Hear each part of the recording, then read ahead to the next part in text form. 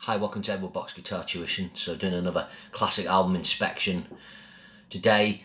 So a lot of people would argue this isn't a classic album, but it's an album of historical interest, and it's from a classic year in metal, which is 1986, and it's one of the most controversial albums of this band's career, and one of the most controversial albums in metal in a lot of ways. It's Judas Priest Turbo, so it was released today, April 14th, 1986, so it's 35 years old today. So basically, Priest, hit pay dirt with the Scream for Vengeance album. They did the Defends the Faith album. The sales weren't as good on that. It went gold, 800,000. It took a while to go platinum.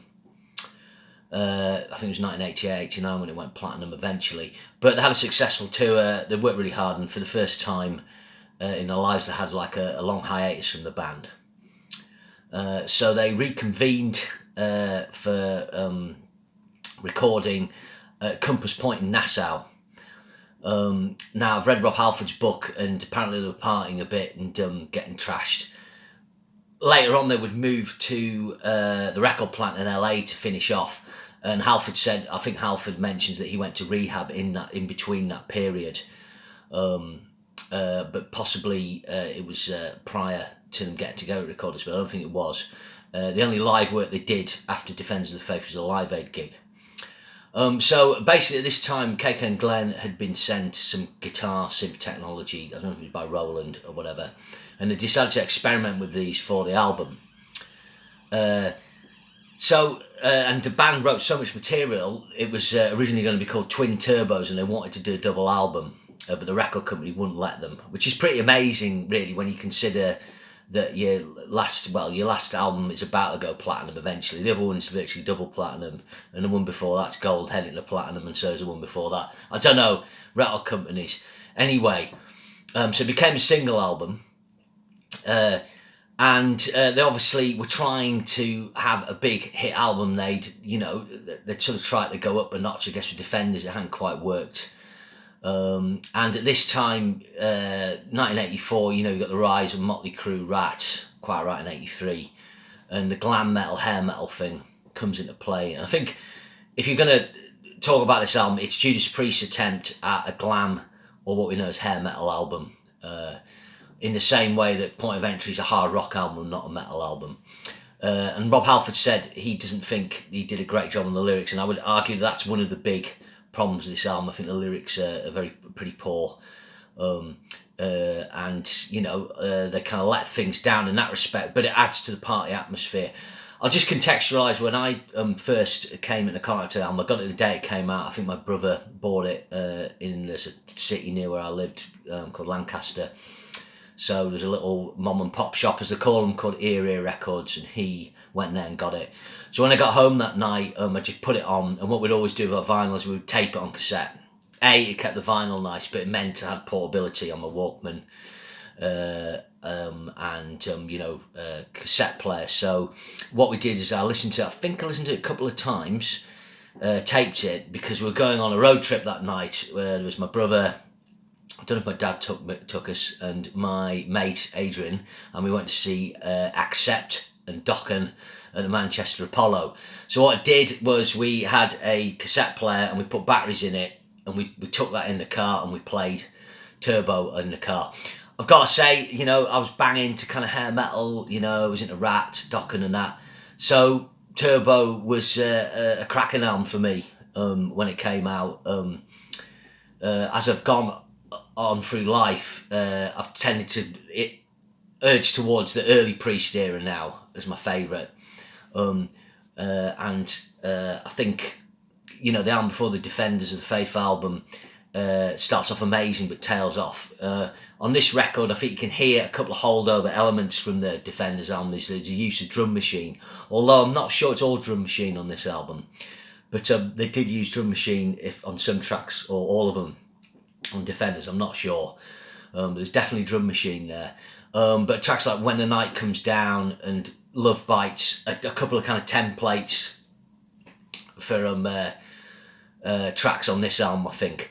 But let's go through it. It was recorded between June 1985 and February 1986. Obviously, the band had a holdover for their court case as well. I had to deal with that. Halford got sober. and was singing really good. He gives a great vocal performance on this. I think the first track, Turbo Lover, you hear the synths come in and it sets the stall for the album.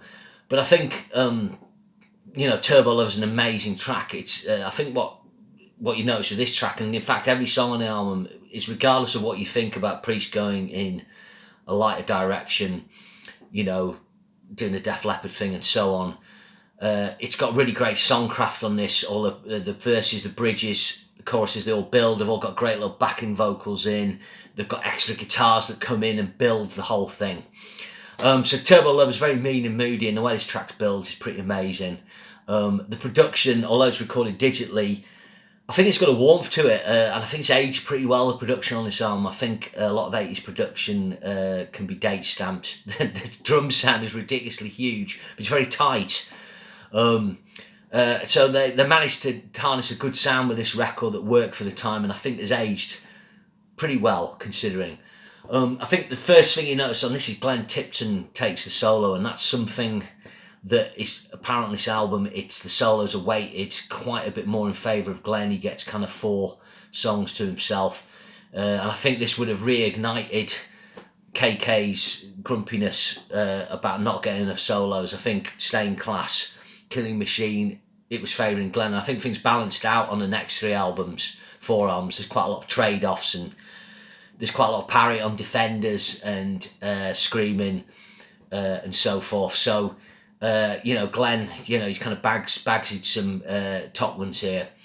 But, it's a great lead break by Glenn, great vocal by Halford.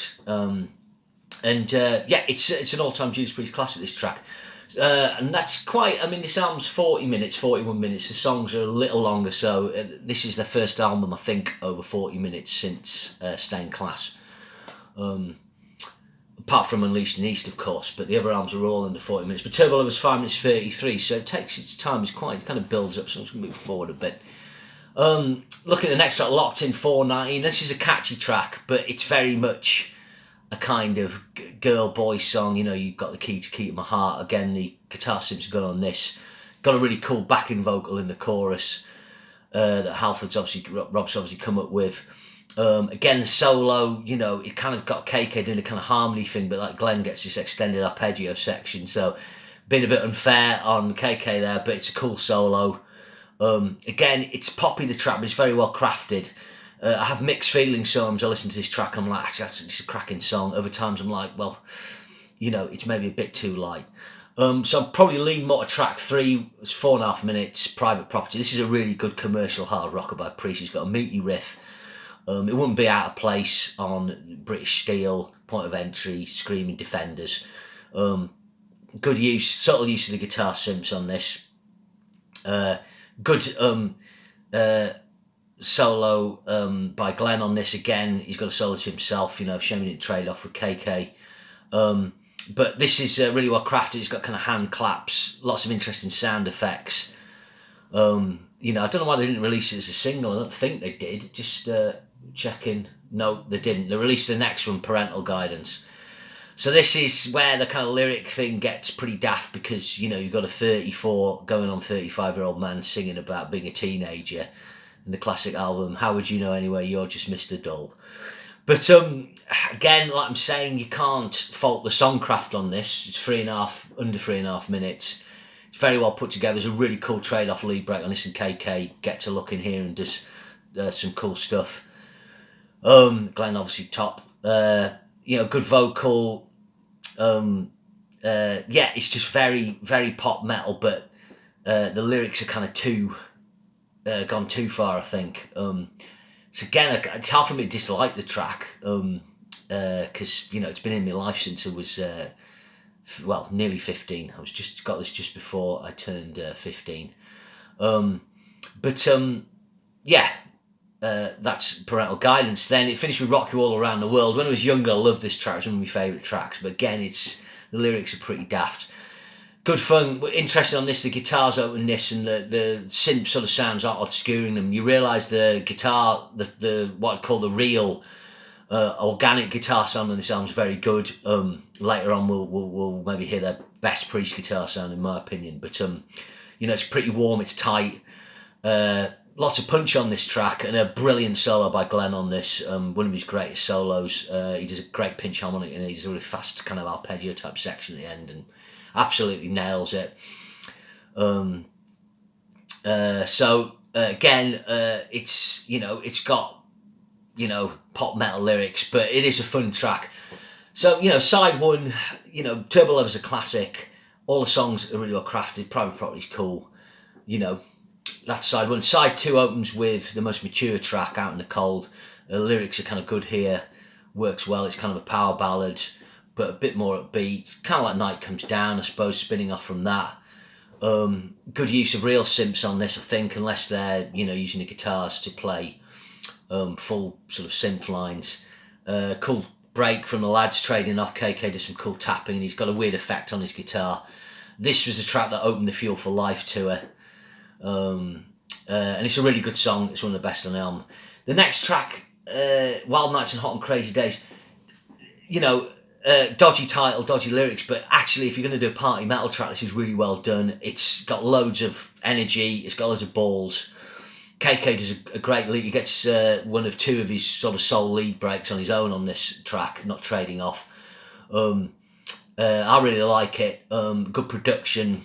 It's just the lyrics. It's that party metal thing, which wasn't really Judas Priest.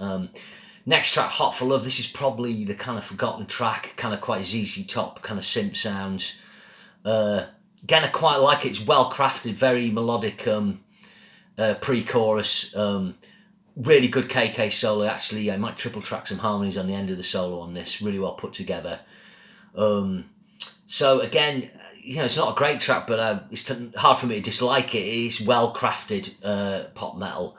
And then it finishes off with the other classic, the unsung classic track on this album. So this was the song that was nearly used on the Top Gun soundtrack. Unfortunately, the band didn't go for it. And they ended up doing a track later on for a film called Johnny B. Good, and did a cover of Johnny B. Good. And it shows, I think, that how the band were kind of just... It's very easy with music to be the zeitgeist, to be the thing. And in 1983... 82, 83, Judas Priest was the thing for sort of in heavy metal. There was a point in 1983 that Judas Priest were the centre of heavy metal. They were just prior to like Quiet Riot hitting big and stuff like that. The same way maybe Iron Maiden were on the World Slavery Tour. There's a point where a band is at the centre of the vortex. And obviously, a couple of years later, a few years later, it's easy to kind of slip. But this has got an incredible guitar sound, natural guitar sound opening up. There's loads of game, it's really tight. I don't know who starts off with, it's KK or Glenn, and the other guy comes in. We've actually listened to KK's side when he's rhythm playing. He's a little tighter than Glenn. Glenn kind of has a warmer sound. KK's a little more brassy, a bit tighter, but obviously it blends, one of the great guitar teams. Cheesy lyrics, but it's pretty euphoric. You can't help but not sing along to this track. It's got a fantastic solo by Glenn. And it's always been one of my favourite album enders, like One Shot at Glory, Island of Domination, Dissonant Aggression. It's a great Priest. So to me, this album's kind of like a sandwich. You've got Turbo Love and Reckless, two fantastic tracks. In between that, I would say Private Pride, Out in the Cold stand out as quality tracks. And then, the pop metal of the other tracks is enjoyable. I don't dislike any track. So... there was a period where I loved this album more. I was like, I really love Turbo. I'd give it an 8 out of 10. I'd understand people giving it less. I'd understand people loving it. If you got this album at the time, if you were into Dokken, you're into Rat, Van Halen, stuff like that, it seemed perfectly normal in that era. I think the band obviously made other band moves, kind of changed their image. They got Ray Brown to make them new clothes. There's more peroxide hair stuff. Halford grew his hair a bit longer, and they did sort of some dodgy video. The videos, especially Locked In, was like this dodgy Mad Max thing with the band kind of horse playing around in a set, and they probably spent a lot of money on that. It didn't really suit Priest, but that's how it was in the MTV era. At that point, 86, a lot of bands ended up going more Liberace in the look. You look at Ozzy on The Ultimate Sin. Which was an album I featured a while back. Again, not a classic, but it was just interesting to look at that era. People are glittered up more, lots of hairspray.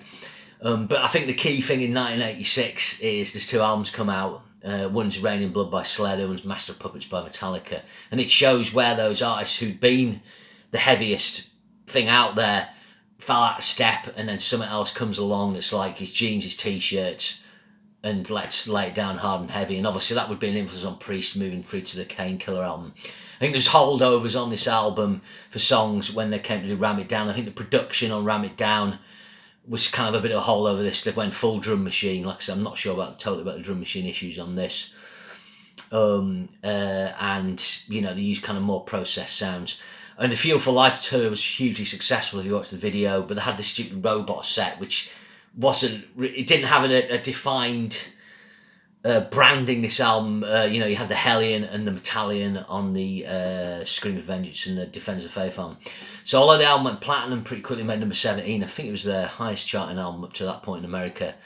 It didn't have the sort of legs of their other albums, I don't think. It wouldn't have the back catalogue sales of Defenders, Screaming, British Steel, and the early stuff, Unleashed in the East, things like that. I guess it, you know, I think the band had peaked commercially by this point. But yeah, I mean, Turbo is 35 years old. You know, I cranked it on my hi-fi downstairs on CD, which is its natural thing to play it on, as it was recorded digitally. Would have been hard disk. And it's got a lot of punch. It's really enjoyable. It's not the best Judas Priest album, but it would probably, if it didn't slip into my top 10, it would certainly be just outside. I've got a lot of fond memories of it. So yeah, cheers, thanks for checking in, and yeah, Turbo, 35 years old today. Thanks very much.